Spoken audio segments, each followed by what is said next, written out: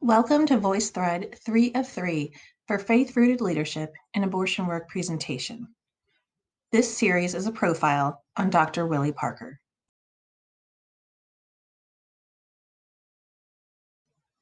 Parker was born and raised in the Deep South. He became a born-again Christian at 15. He did not pursue, nor was he offered, abortion training during his medical school years. He spent the early part of his career as an OB/GYN in Hawaii, where he lived quite a comfortable and successful life in a penthouse. Things were going really well for him there.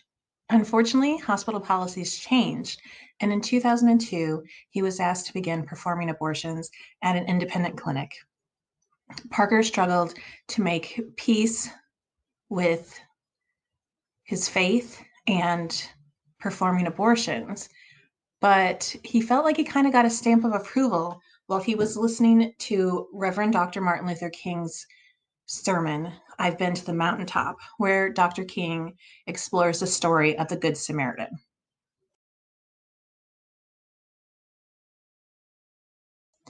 The priest and the Levite passed the man by because their first thought, Dr. King suggested, was a fear for themselves. If I stop to help this man, what will happen to me? What made the Good Samaritan good, in Dr. King's interpretation, was that he reversed the question. If I do not stop to help this man, what will happen to him?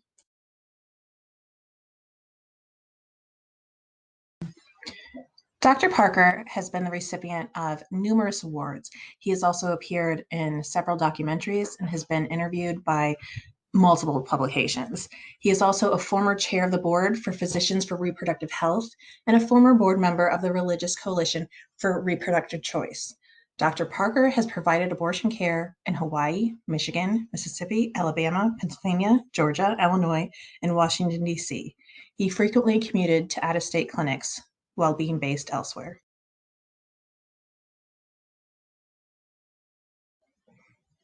Through all his years of work, his Christian faith has remained very central to him.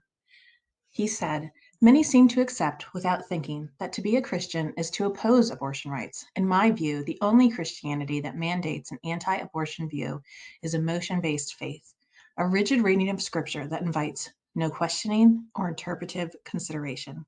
The Bible is not stuck in time, but rather a living, breathing, divinely inspired document, and the God that I believe exists within its pages is big enough and flexible enough and loving enough to accommodate a very different perspective. More, my God is a radical God who requires us to love one another because of our own sinfulness, and to be generous with one another, even when our impulses want to lead us back to the safety of those childish, narrow beliefs that make us afraid to act."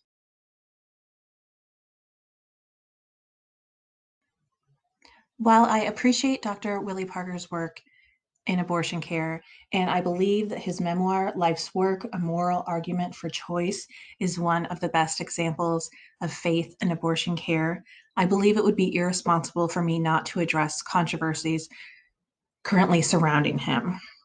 In 2019, Willie Parker was accused of rape by abortion rights advocate Candace Russell. Several other women also came forward with allegations of sexual violence and similar violations. Overwhelmingly, abortion rights organizations such as Planned Parenthood and Physicians for Reproductive Health have sided with the accusers. Dr. Parker was released of board positions and he stepped back from his professional and public life. He denies, however, any wrongdoing.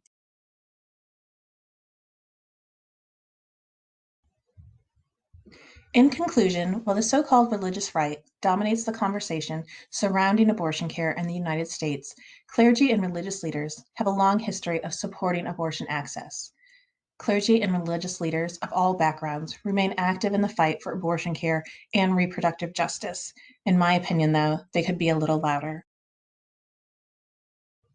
You'll note that I use the term faith-rooted leadership and not faith-rooted organizing.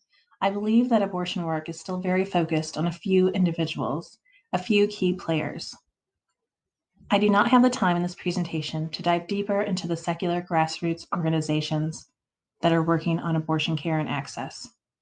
I believe there is a wide opening for faith-rooted organization and these existing secular abortion rights organizations to work together. More information on these groups, as well as a list of other resources, is listed in the list of resources for deeper engagement handout. Please also see the bibliographies at the end of each VoiceThread.